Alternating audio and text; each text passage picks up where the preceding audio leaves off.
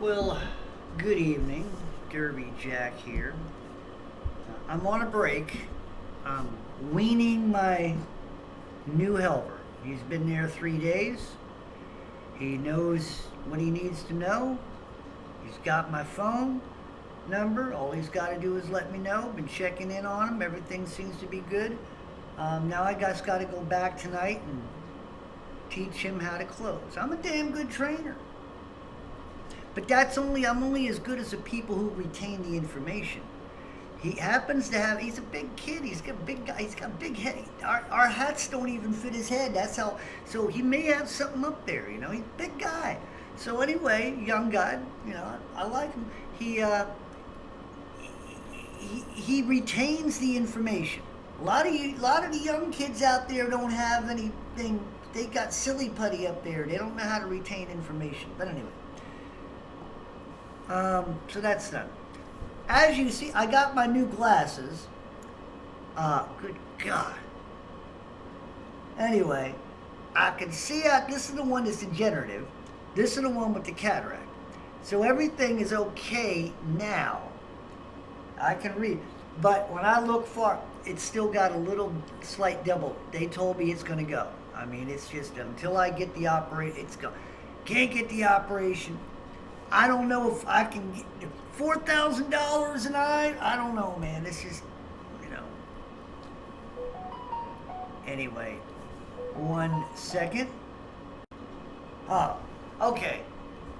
He was giving me a message to answer me about something. Anyway, so I got these glasses. So I am going to be losing my eyesight.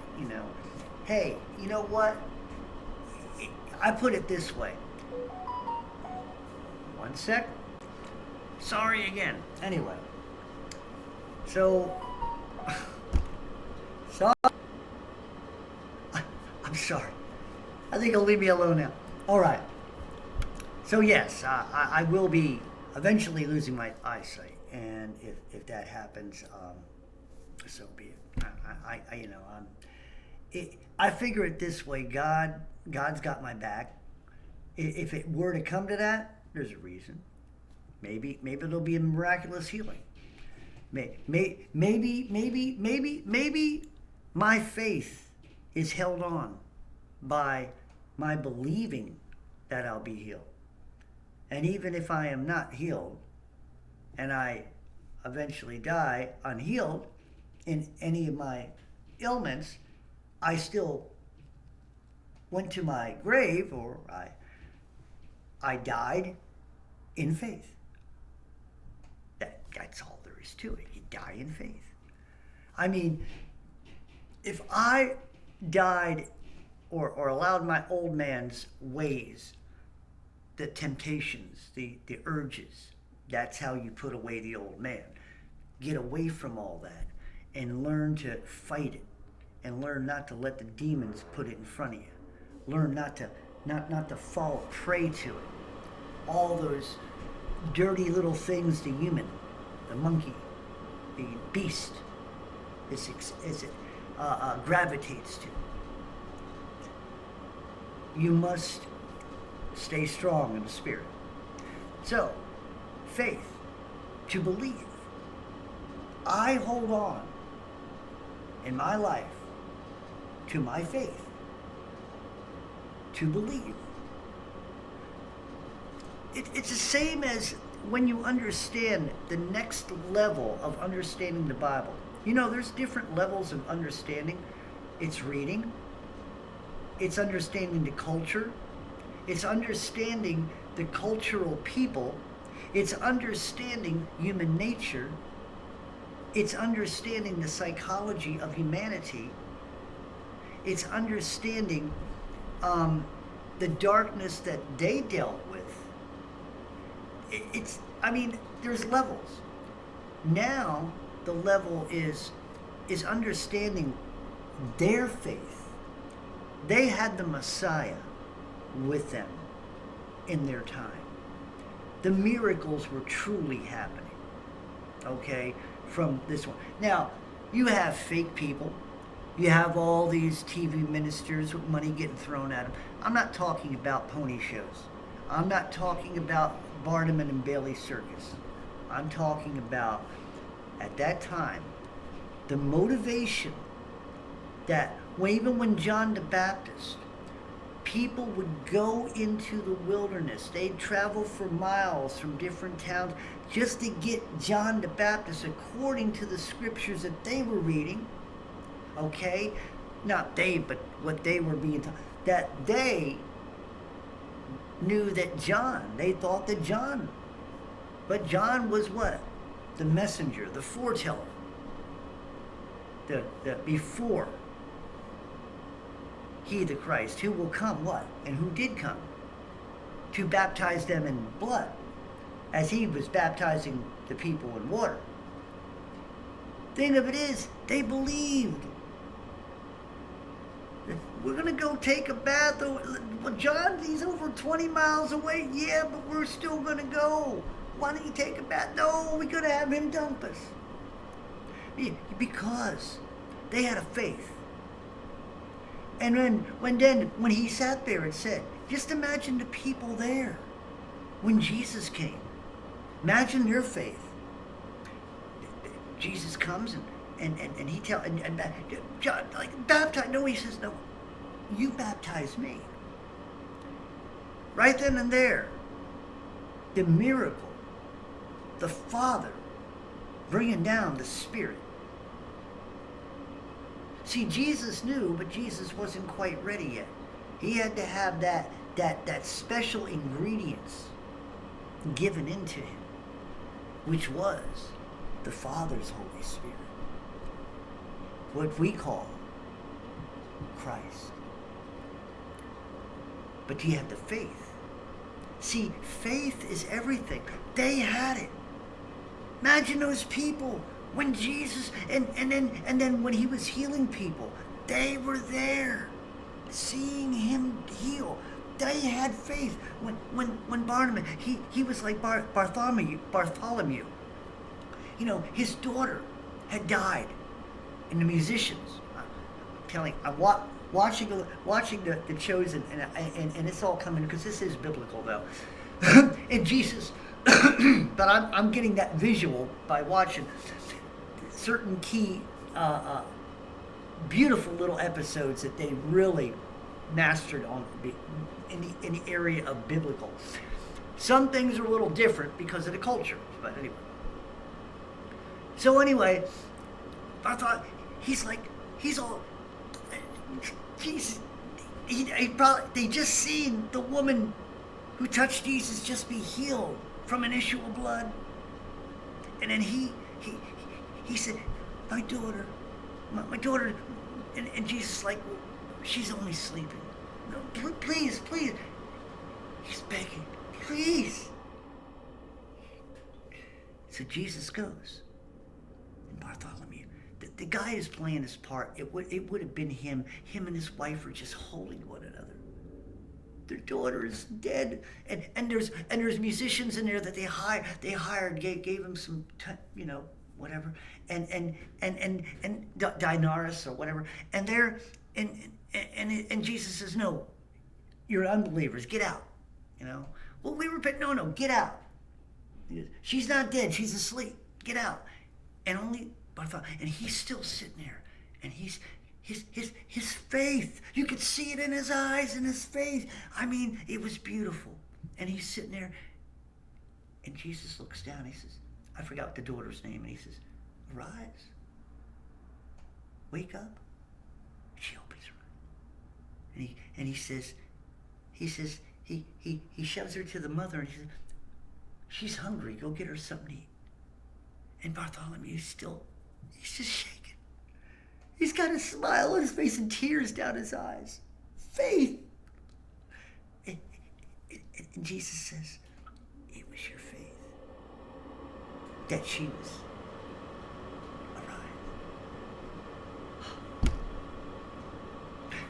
Where is the faith in the church today? Where is your faith in healing? We've been brought up to believe that these snake salesmen these pharmakia people, these demon-possessed, money-crazed hound dogs, that beast of the field, that they devour us for their greedy little money, for their greedy little status, for their greedy little minds. They kill, steal, and destroy for greed.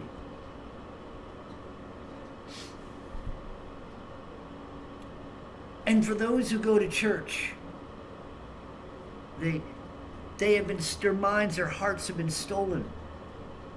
You know, their hearts are stolen because now their hearts are full of fear. Now, right? Full of fear of something in the air. Full of fear because possible wars.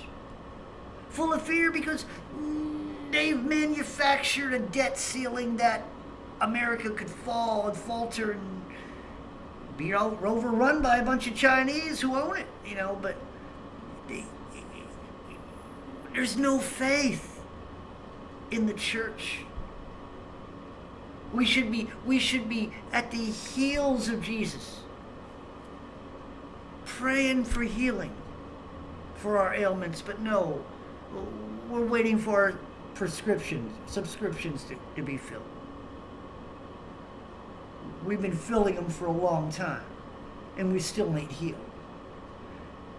Faith of Christ in God, in Jesus, He was able to deliver. They can't deliver healing. They deliver Band-Aids. They can give you ointment. They can soothe your pain with painkillers, but they can't heal you. So many promises of cancer cures, they can't heal you. So many cures of what I'm dealing with, they can't always heal you. This one's degenerative, so they can't do nothing. And what they do is make you hold on. What do you hold on to? A prescription every week, every month that goes up. How about the people who need insulin? You heard about the prices of insulin. That's something they need. Their body is not producing. Since it's so high, if they're Christians, why are they not believing in God? You know, God is willing to do miracles, especially now in the end time. That's what He's looking for, people. He's looking for faith.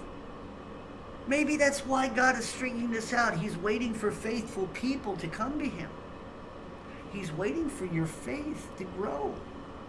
He's waiting for you to be resolved. Like that woman who was bleeding. She knew her destiny was to just touch His garment, and she was healed. That's faith. I have that faith. I hold on to it. And whether I am not healed or I am, I hold on to that faith. Job held on to his faith to the point of death, almost. Or at least that's what he felt. With the wounds and the bleeding and the pussiness of these wounds.